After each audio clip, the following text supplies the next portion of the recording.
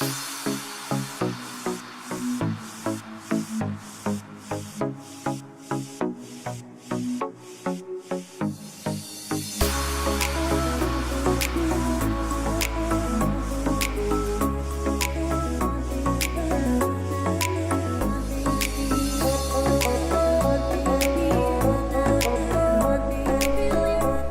happening, everybody? Welcome back to the channel. If you're keto, I'm John. Today I'm going to be showing you how to make the best blackened salmon. I almost forgot there for a second. But first, if you haven't already hit that subscribe, click subscribe and then hit the bell so you're notified when I put out future videos, because I know you're going to love the content of this channel, guys. I'm going to show you how to whip up this blackened salmon in just a minute.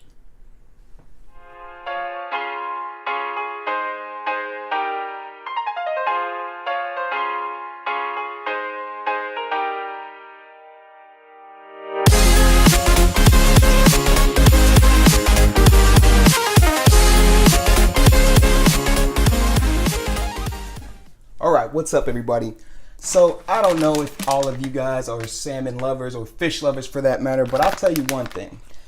Whenever somebody tells me that they don't like fish, I'm like, that's because I haven't cooked it for it. That's because I haven't cooked it for you. I had a friend of mine who hated fish. He hated any seafood, really.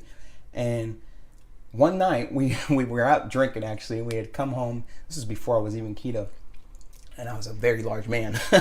And I was whipping up some food.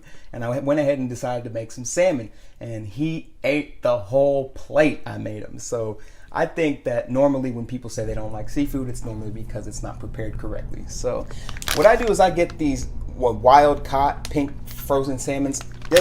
To be honest with you guys, if you go to the grocery store and you just get the salmon fillets there, they're normally just pulling them out of the freezer and thawing them anyway. It's not like some higher quality. Even some of the ones that say sushi grade are, not that great. So, I'm not here to tell you what to buy and what not to buy, but I opt for the cheaper option, get them frozen, thaw them out. They thaw out real easily, and it's wild caught. We're good to go. I've actually even made sushi with these with no problems. Nobody gets sick. It's all good.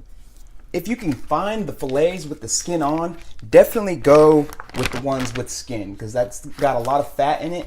And so I love salmon. It's a good source of omega-3s, and you're actually, I think, supposed to have a couple of servings at least a week, but I don't get enough salmon in because Lindsay doesn't really like it. But I actually just found out that she did like it. So I guess maybe I just thought she didn't like it, and so I stopped cooking it. But she totally got some the other night when we were out and thought it was really good. So if you can get the fillets with the skin on, definitely get the ones with the skin on, but I'm saddened to see that these don't have the skin on. I thought they did. All right, you guys. Tip number 1, get your pan very hot. And I would prefer to use a cast iron skillet. That's traditionally how they do blackened salmon. What I've got over here is my salmon's fillets, and I'm gonna pat them dry. And what that's gonna do is allow the oil to stick on them a whole lot better than if they were wet. So I'm gonna pat them dry and then brush them with some oil before we coat them with some blackening season and throw them in the pan. If you can, I would probably pull these out and get them close to room temperature before you try and season them or pat them dry, because if they're still frozen, they're still gonna have some like ice chips in them, a lot of moisture in them, and that will prevent them from getting a nice blackening. And I made that mistake, so mine might not blacken very well. We'll see how it goes. All right, guys, so tip number 1, get the pan nice and hot. Should be smoking.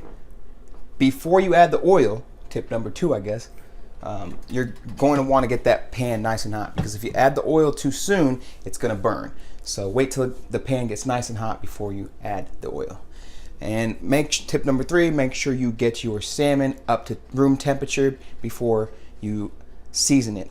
Make sure it's patted dry. I think that's tip number 4, so that the oil goes on well. It won't go on very well if it's still wet and like frozen. So we're gonna add the blackened season on and then throw them in the pan. I've learned my lesson. Gotta open up that door so that the house doesn't smoke up. All right, so you are more than welcome to buy or make your own blackening season. I went ahead and just bought this one at the store, Occasion's Choice. It's delicious to me. Doesn't have too terrible products of things in there, but you're always better off making your own at home. All right, so I am going to spray my fillets, guys. This is olive oil spray, not canola oil. You do not want to buy the Pam or canola oil.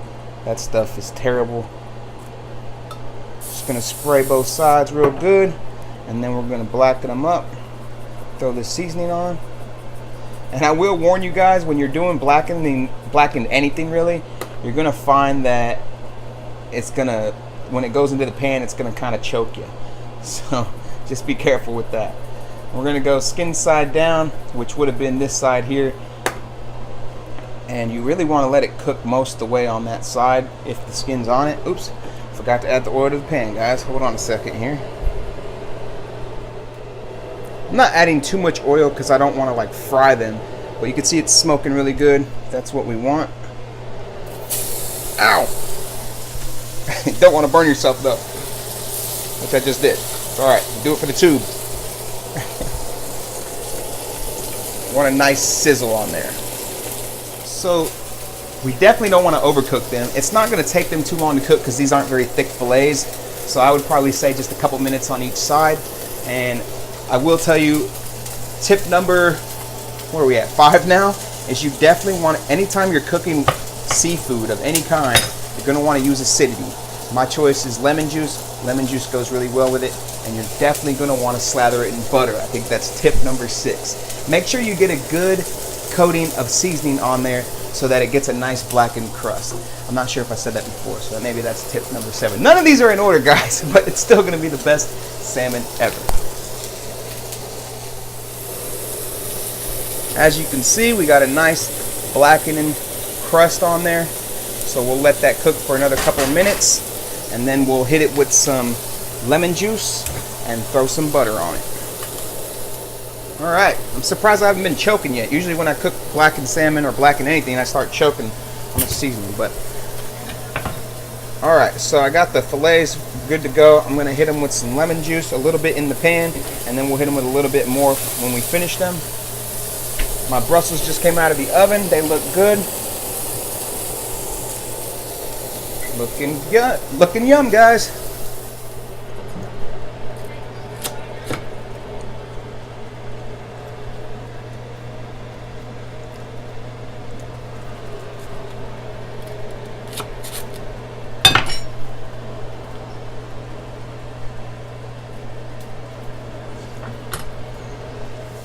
Where are we at now, guys? Tip number 8, tip number 9. Once you put your salmon in there, skin side down, do not touch it. I talked to you guys about this on the steak video. It's important to get that nice sear on there. If you go messing with it before it's ready to be turned, you're just going to have a mess in your pan. You're going to tear your fish. It's not going to be very good. It's not going to be very pretty. So leave it alone. Let it do its thing. It'll just take a few minutes to cook. So be patient, guys. Tip number 9. I don't even know if I'm keeping track of these right, but that's all right. You're going to want to look, and when you see the corners or the edges of your fish start to get white or change color, that usually means they're ready to flip, and so they kind of just, boom. Look at that beautiful crust we got on there. That's when you know they're ready to go, ready to be flipped, and that way you don't have all that mess and tearing them and just making them ugly. You eat with your eyes first, guys. All right, so we are pretty much done now. Got our fillets over here. What I like to do is just hit the hot pan, take it off the heat, throw it in the back burner, hit it with some butter and lemon juice, and I'm going to use that to kind of pour over the fish, and it will be delicious.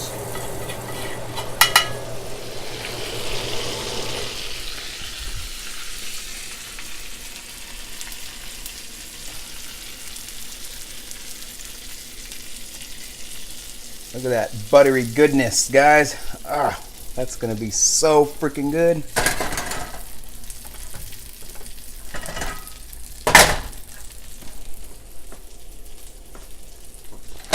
All right, I'm just gonna finish these Brussels. They came out of the oven. I'm gonna finish them in a little bit of butter.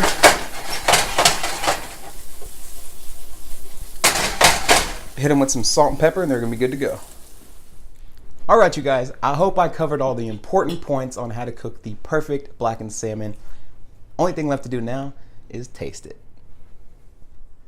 Check out this plate, guys. It looks amazing. I feel like I could charge $29.99 for this at any restaurant. Only problem is my plates are too small. I need like a larger square instead of a rectangle, but it looks delicious. Let's taste it.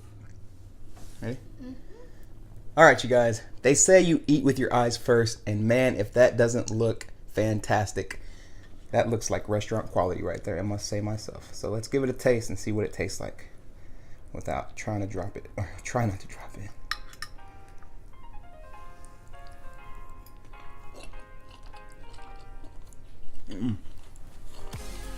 That is amazing, guys. Hope you did enjoy this video. If you haven't already subscribed, hit the icon, get subscribed to this channel. You will not regret it, guys. Thank you all who are subscribed already. Life's too short, so have a fantastic night.